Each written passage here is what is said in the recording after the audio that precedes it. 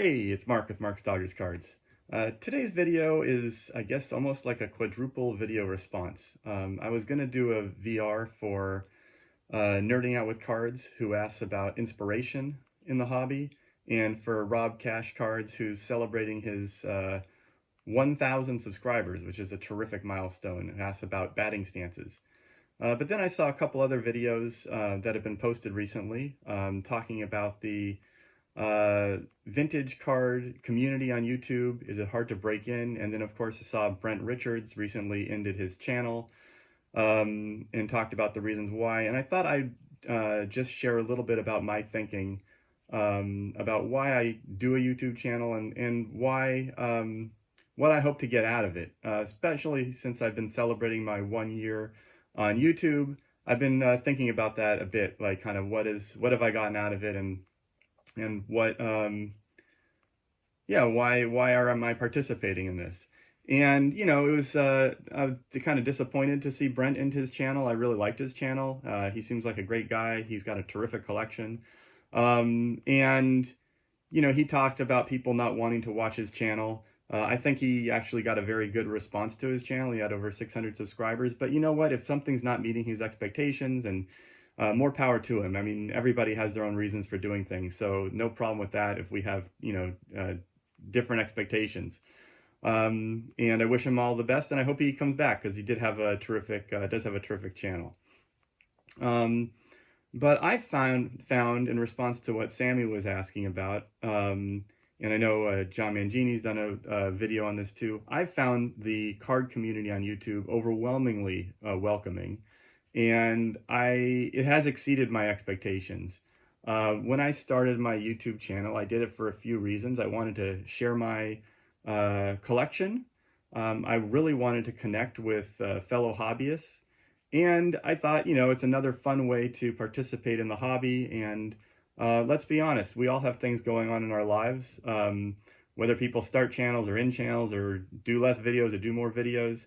To me, YouTube is it's a fun distraction from a lot of the real things that are happening in the real world. And, you know, if the cost benefit analysis doesn't make sense for people to continue doing that, if there's other things going on that they want to address, more power to them.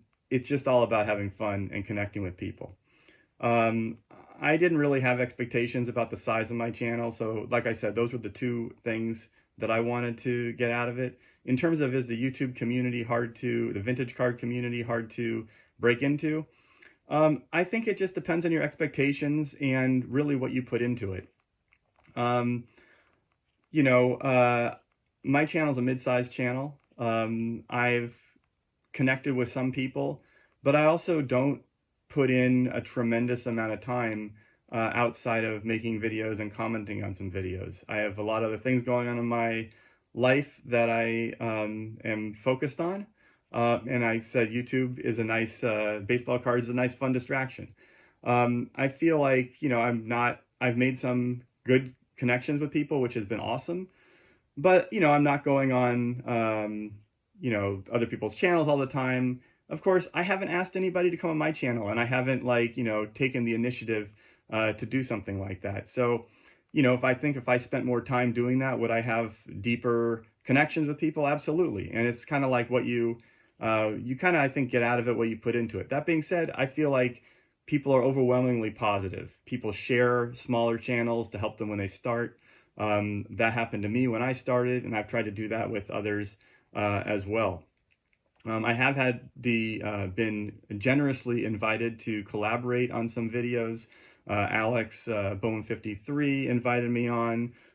Jason and Aaron invited me to do a Mount Rushmore. Tony Talks Cards invited me on. And so I felt definitely welcomed. And I think that as a new channels, I feel that there is that welcoming. But, you know, if you come on with a new channel, you can't expect to be, you know, best friends with people who have been connected to each other for years and have deep relationships. There's always people coming in.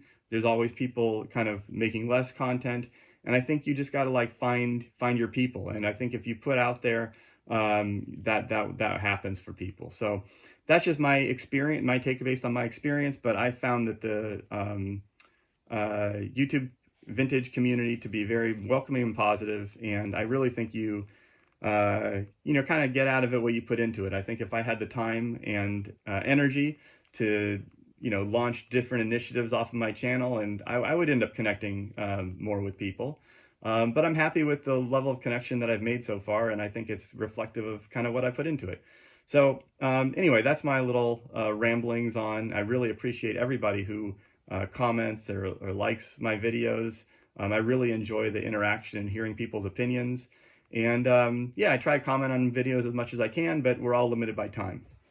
Now, you know, in this vein of inspiration and positivity, I wanted to do a short VR for Nerding Out with Cards, which has asked us to show things that inspired us, or talk about pickups that we made that were inspired by others.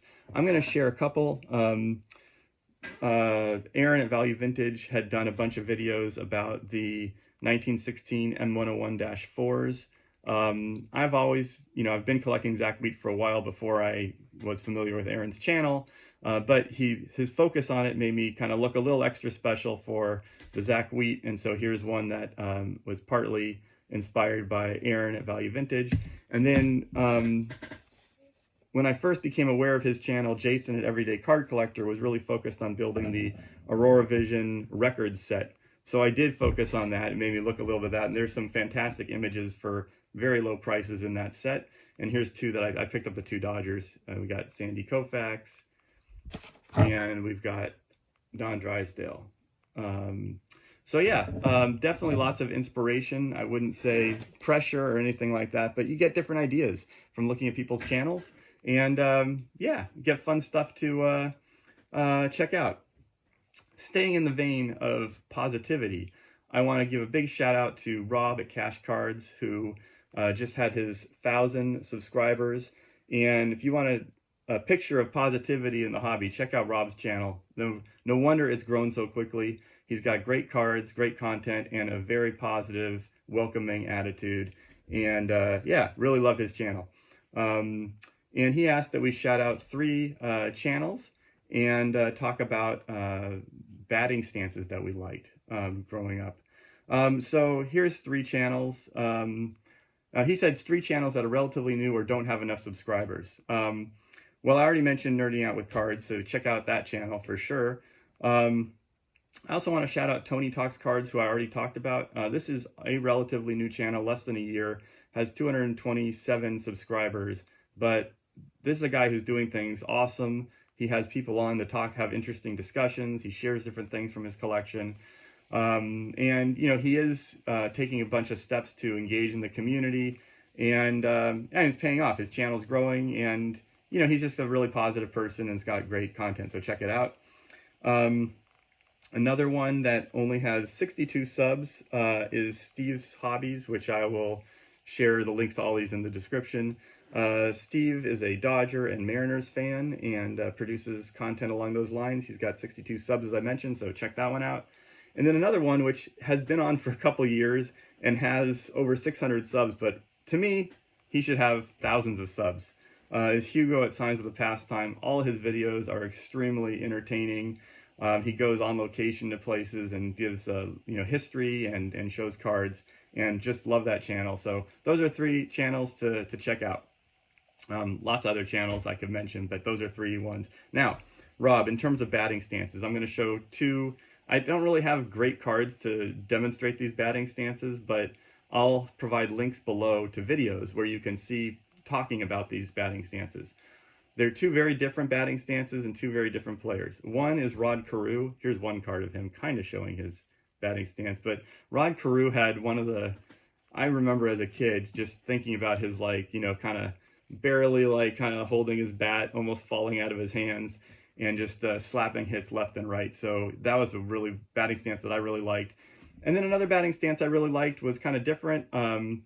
Jose Cruz with the Astros, 2 non-Dodgers. But he had instead of having the low hands that Carew had, he had higher hands. But I also thought he had a really sweet swing and liked it. And there's a video about his batting stance below. And here is Jose Cruz. And here's another weird one. I just got this as part of a 1977 lot, but I don't know. That doesn't really show his batting stance very well. Anyway, those are 2 batting stances. You can check out the videos, which I'm going to link in the description. And yeah, just wanted to share my thoughts on the YouTube card community. I think it's easy to break in and start a channel. I encourage others to if you're interested. It's been a great experience. I find people, like I said, very positive, very welcoming. A lot of the longtime channels will share you and shout you out when you get started. And yeah, just comment on people's things. You know, if you want to have deeper relationships with people, reach out to them. Invite them on your channel. You know, there's lots of ways to get involved. And if you feel like it's not working out for you and you need to take a break, more power to you. This is all just a fun distraction from life. So that's my thoughts. Thanks for checking it out, and hope you have a great rest of the day.